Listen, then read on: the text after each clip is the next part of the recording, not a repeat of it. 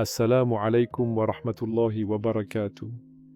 Que la paix et la bénédiction de Dieu soient sur vous toutes et tous, chers frères et sœurs musulmans, chers amis chrétiens, venus aujourd'hui par soif de compréhension, de vérité et de dialogue sincère, et paix sur vous, cher professeur docteur Zakir Naik. Je me nomme Al-Kassim, je suis un simple chercheur de sens, profondément attaché au respect entre les croyances, et honoré de me tenir ici, dans cet espace public, devant des hommes et des femmes musulmans et chrétiens réunis non pour se confronter, mais pour réfléchir ensemble. Ma question sera unique et directe, en lien avec le thème qui interpelle beaucoup de consciences aujourd'hui, et elle est la suivante. Docteur Zakir Naik, lorsqu'on entend dire qu'Israël se préparerait à une guerre totale contre l'Iran, comment les musulmans et les chrétiens devraient-ils comprendre cette situation à la lumière du Coran, sans tomber dans la haine, la peur ou la manipulation? Et quel message spirituel et moral l'islam adresse-t-il à l'humanité face à ces tensions majeures? Wassalatu wassalamu ala rasulillah wa ala alihi wa sahbihi ajma'in.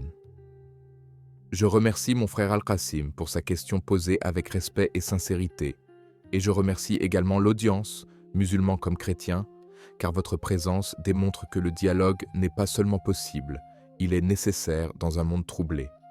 Ma réponse sera longue, car la question est grave, profonde et souvent mal comprise, et je demande à chacun d'écouter, non avec la colère du cœur, mais avec l'ouverture de l'intellect et la recherche de la vérité.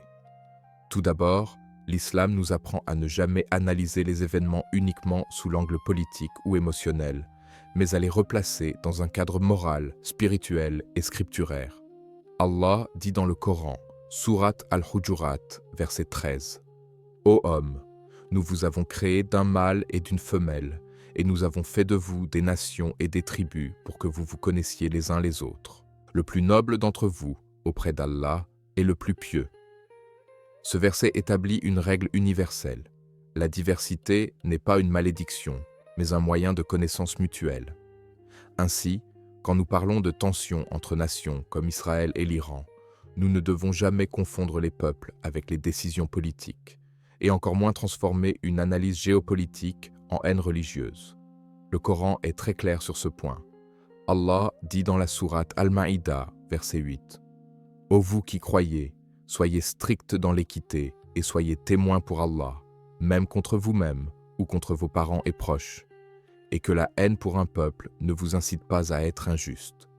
Soyez justes, cela est plus proche de la piété. » Ce verset s'adresse aux croyants, mais son message est universel. La justice doit toujours précéder l'émotion. Concernant l'idée d'une guerre totale, l'islam ne se réjouit jamais de la guerre, car le prophète Muhammad, paix et bénédiction sur lui, a dit dans un hadith authentique rapporté par Al-Bukhari, « Ne souhaitez pas la rencontre avec l'ennemi, mais demandez à Allah la sécurité, et si vous la rencontrez, soyez patient. » Cela montre que même lorsque le conflit devient inévitable, l'islam valorise la retenue, la patience et la responsabilité morale. À nos frères chrétiens présents, je rappelle que cette éthique n'est pas étrangère à vos écritures, car Jésus, paix sur lui, a lui aussi appelé à la paix, à la justice et à la protection des innocents. Lorsque certains utilisent la religion pour justifier des guerres ou des destructions, ils trahissent l'esprit même des révélations divines. Le Coran nous avertit dans la sourate Al-Baqarah, verset 190. « Combattez dans le sentier d'Allah ceux qui vous combattent, mais ne transgressez pas, car Allah n'aime pas les transgresseurs. » Ce verset est fondamental. Il limite strictement le combat, il interdit l'agression, il interdit la transgression, et il place une frontière morale très claire. La peur que certains ressentent aujourd'hui vient souvent d'un discours médiatique qui isole des phrases, sort les événements de leur contexte et oublie la dimension éthique. Le croyant, qu'il soit musulman ou chrétien, doit refuser cette simplification dangereuse. Allah dit dans la sourate Al-Isra, verset 36, « Ne poursuis pas ce dont tu n'as aucune connaissance. L'ouïe, la vue et le cœur, sur tout cela, on sera interrogé. » Ainsi, l'islam enseigne la responsabilité intellectuelle. Avant de croire à une narration de guerre totale, nous devons examiner les faits, les causes profondes, les injustices passées et surtout les conséquences pour les civils innocents. Le prophète Muhammad, paix sur lui, interdit formellement de s'en prendre aux femmes, aux enfants, aux personnes âgées, aux religieux retirés dans leur lieu de culte et même à la nature. Cela est rapporté dans plusieurs hadiths authentiques. Ceci est extrêmement important pour comprendre la position islamique face à toute guerre, quelle qu'elle soit. L'objectif de l'islam n'est pas la domination, mais la préservation de la dignité humaine. Allah dit dans la sourate Al-Ma'ida, verset 32, « Quiconque tue une personne sans que celle-ci ait tué ou semé la corruption sur la terre, c'est comme s'il avait tué toute l'humanité. Et quiconque sauve une vie, c'est comme s'il avait sauvé toute l'humanité. » Ce verset est un pilier éthique partagé par l'islam et résonne fortement avec les valeurs chrétiennes. Face aux tensions actuelles, le message du Coran n'est pas l'appel à la panique, mais à la lucidité spirituelle. Allah dit dans la sourate Al-Anfal, verset 61, « Et s'ils inclinent à la paix, incline aussi vers celle-ci et place ta confiance en Allah. » Cela montre que la paix, lorsqu'elle est possible, doit toujours être priorisée. Le croyant ne doit pas se nourrir de scénarios apocalyptiques pour effrayer ou manipuler les consciences. Au contraire, il doit rappeler que Dieu est juste, sage et omniscient. Même dans les périodes sombres, la foi doit produire de la sagesse, pas du chaos. À mes frères et sœurs chrétiens ici présents, je dis avec respect, le Coran ne vous appelle pas comme ennemis, mais comme gens du livre. Et Allah dit dans la sourate Al-Ankabut, verset 46, « Ne discutez avec les gens du livre que de la meilleure façon, sauf avec ceux qui sont injustes parmi eux, et dites, « Nous croyons en ce qui nous a été révélé et en ce qui vous a été révélé. Notre Dieu et votre Dieu est le même, et c'est à lui que nous nous soumettons. » Ce verset est un appel explicite au dialogue interreligieux respectueux. Ainsi, lorsque certains veulent transformer une crise géopolitique en guerre de religion, ils vont à l'encontre du Coran. Le rôle des croyants aujourd'hui est d'éclairer, pas d'enflammer, de réfléchir, pas de répéter aveuglément, de rapprocher, pas de diviser. Le prophète Muhammad, paix sur lui, était décrit comme une miséricorde pour l'humanité entière, non pour un camp contre un autre. Allah dit dans la sourate Al-Anbiya, verset 107, « Et nous ne t'avons envoyé qu'en miséricorde pour les mondes. » Cette miséricorde englobe musulmans, chrétiens, juifs et toute l'humanité. Face aux rumeurs de guerre, la responsabilité morale des croyants est immense. Prier pour la justice, soutenir la vérité, refuser la haine, protéger les innocents et appeler à la conscience. Je rappelle enfin que ni la peur ni la provocation ne viennent de Dieu. Allah dit dans la sourate Al-Baqarah, verset 268, « Le diable vous fait craindre la pauvreté et vous ordonne des actions honteuses, tandis qu'Allah vous promet son pardon et sa grâce. » La peur est souvent un outil de manipulation. La foi, elle, est une source de stabilité. C'est pourquoi j'invite chacun ici à transformer l'inquiétude en réflexion, la colère en prière et la confusion en connaissance. Avant de conclure cette première partie, je voudrais m'adresser directement à l'audience.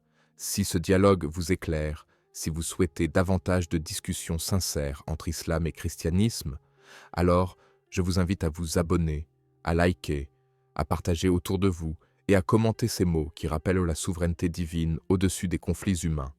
Allah Akbar. Il est essentiel de comprendre que lorsqu'on parle de tensions internationales, comme celle entre Israël et l'Iran, l'islam nous enseigne à ne jamais laisser l'émotion ou le sensationnalisme dicter nos jugements. Le Coran répète à plusieurs reprises que la connaissance et la réflexion doivent précéder toute réaction. Dans la sourate Al-Hajj, verset 30, Allah dit « Et respectez la mosquée sacrée, et ne soyez pas injustes envers vous-même. » Cela peut sembler, dans un premier temps, lié au pèlerinage et aux lieux saints, mais l'interprétation morale est plus large. Elle nous rappelle de ne pas transgresser dans nos décisions, que ce soit individuellement ou collectivement, et surtout dans des situations de conflit. Ainsi, face à la peur d'une guerre totale, l'attitude recommandée est la vigilance éclairée, la patience et le discernement. Il ne s'agit pas d'ignorer les menaces ou les tensions géopolitiques, mais de les analyser à travers le prisme éthique et spirituel, de distinguer les intérêts des gouvernements des droits et de la dignité des peuples, et de ne pas transformer la peur en haine ou en hostilité religieuse. La sourate Al-Imran, verset 200, nous exhorte « Ô vous qui croyez, soyez patients, rivalisez de patience et tenez ferme, et craignez Allah afin que vous réussissiez. » La patience ici ne signifie pas passivité, mais plutôt engagement intelligent et moral dans toutes nos actions, y compris dans la compréhension des conflits internationaux. De plus, lorsque nous examinons l'histoire des relations entre nations, le Coran nous rappelle dans la sourate Al-Anfal, verset 61, que si l'ennemi incline à la paix, le croyant doit également choisir la paix. Cette directive est applicable universellement. Même lorsque des tensions militaires semblent imminentes, le dialogue, la négociation et la prévention sont toujours privilégiés par Allah. Dans ce contexte, il est également crucial de comprendre le rôle de la prédiction et des rumeurs. Le prophète Mohammed, paix et bénédiction sur lui, a dit « Évitez les rumeurs, car elles sèment la discorde. » Ainsi, la propagation de la peur concernant une guerre totale, sans fait vérifié, s'oppose à l'enseignement islamique. Les croyants doivent se tourner vers la source de connaissances, la consultation des faits et la sagesse, et non vers des spéculations anxiogènes. Par ailleurs, le Coran insiste sur la responsabilité morale de chacun face à la violence. Dans la sourate Al-Maïda, verset 32, il est écrit que tuer un innocent équivaut à tuer toute l'humanité et sauver une vie équivaut à sauver toute l'humanité. Cette mesure universelle de valeur humaine nous oblige à considérer chaque conflit non seulement dans ses enjeux stratégiques, mais surtout dans ses conséquences pour les êtres humains. Cela inclut les civils qui sont souvent les premières victimes des tensions militaires. Ainsi, même lorsqu'on parle de nation, il faut se rappeler que les citoyens ne sont pas toujours responsables des actions de leurs dirigeants. Il est donc injuste et contraire à l'enseignement de l'islam de cultiver la haine contre un peuple entier en raison des décisions d'un gouvernement. Dans ce contexte, il est important de rappeler que l'islam ne légitime jamais l'agression. Le prophète, paix et bénédiction sur lui, a dit « Celui qui frappe un ennemi qui n'a pas combattu contre lui est sous le feu de l'enfer. » Ainsi, toute action militaire agressive non justifiée est moralement répréhensible et incompatible avec la foi. Le dialogue interreligieux ici joue un rôle fondamental. Le Coran nous rappelle que les gens du livre, c'est-à-dire les Juifs et les chrétiens, partagent avec nous une croyance commune en un Dieu unique et en des principes éthiques essentiels. La sourate Al-Ankabut, verset 46, invite les croyants à discuter avec respect et sagesse. Dans le contexte des tensions mondiales, cela implique que les croyants de toute confession doivent collaborer pour promouvoir la justice, la paix et la compréhension, plutôt que d'alimenter la peur ou la division. Il est également important de considérer le rôle de la prière et de la confiance en Dieu. Le Coran nous dit dans la sourate At-Tawbah, verset 51, « Dis, rien ne nous atteindra, sauf ce qu'Allah a prescrit pour nous. Il est notre maître. » Cela ne signifie pas la passivité ou l'inaction, mais plutôt une assurance que nos efforts doivent s'accompagner d'une conscience que la protection ultime et la justice viennent de Dieu. Les croyants sont ainsi invités à agir moralement et intelligemment, tout en plaçant leur confiance dans la guidance divine. La sagesse dans les relations internationales, la prévention des conflits et la recherche d'alliances basées sur l'éthique sont des applications concrètes de cet enseignement. Dans ce cadre, il est aussi crucial d'éduquer le public sur la distinction entre faits et interprétation. L'islam condamne le sensationnalisme et la manipulation de l'information pour susciter la peur. Le prophète Mohammed, paix et bénédiction sur lui, a déclaré « Celui qui ment pour semer la discorde parmi les gens n'est pas des nôtres. » Cela nous rappelle que les croyants ont la responsabilité de vérifier, de clarifier et de corriger l'information avant de la diffuser, en particulier lorsqu'il s'agit de sujets aussi sensibles que les conflits militaires potentiels. Il est également instructif de rappeler que la justice et la modération sont des principes cardinaux. Le Coran dit dans la sourate Al-Furqan, verset 63, « Les serviteurs du tout miséricordieux sont ceux qui marchent humblement sur terre et qui, lorsque les ignorants s'adressent à eux, disent « paix ». La paix ici ne signifie pas faiblesse, mais maîtrise de soi et engagement envers la vérité et la justice. Appliqué à la situation géopolitique actuelle, cela signifie que les croyants doivent chercher des solutions pacifiques et promouvoir des initiatives de dialogue plutôt que de se laisser entraîner dans la haine ou la panique. Il faut également rappeler que la peur et la colère sont des outils de manipulation dans les conflits. Le Coran nous enseigne que le diable cherche à utiliser ses émotions pour éloigner les hommes de la droiture. Dans la sourate Al-Baqarah, verset 268, il est dit « Le diable vous fait craindre la pauvreté et vous ordonne des actions honteuses, tandis qu'Allah vous promet son pardon et sa grâce. » La peur exagérée d'une guerre totale est souvent instrumentalisée pour influencer l'opinion publique. Les croyants doivent donc distinguer la réalité de la manipulation et agir avec discernement.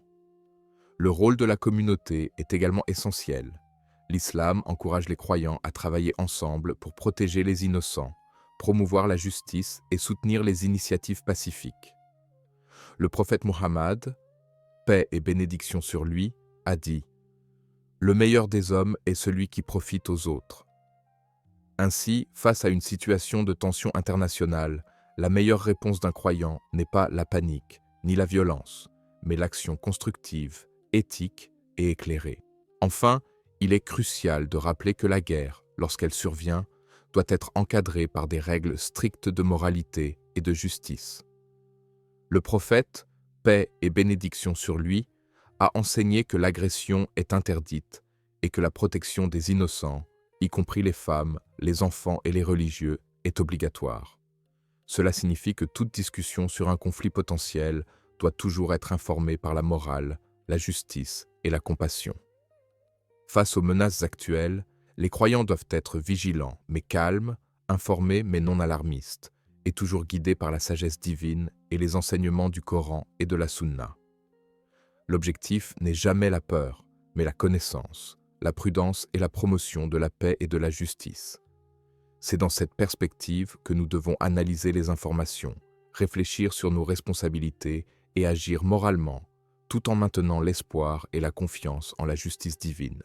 Il est également essentiel de comprendre que les conflits internationaux, tels qu'une éventuelle confrontation entre Israël et l'Iran, ne doivent jamais être réduits à une simple question de religion ou de croyance.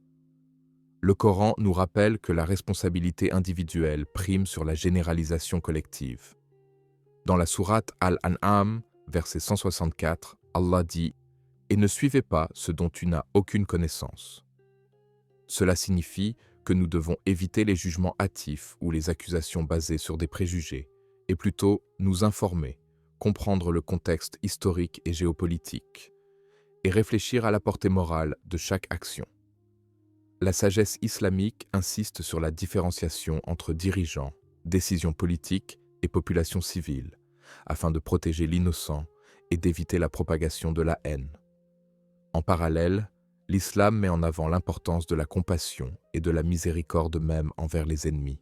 Le prophète Muhammad, paix et bénédiction sur lui, a dit « Celui qui n'est pas miséricordieux envers les gens, Allah ne sera pas miséricordieux envers lui. » Cela inclut non seulement les interactions individuelles, mais aussi la manière dont les croyants perçoivent les conflits internationaux. Ainsi, encourager la peur ou la haine contre un peuple entier, même en temps de tension, est en contradiction directe avec cet enseignement. De plus, la patience et la consultation sont des principes clés.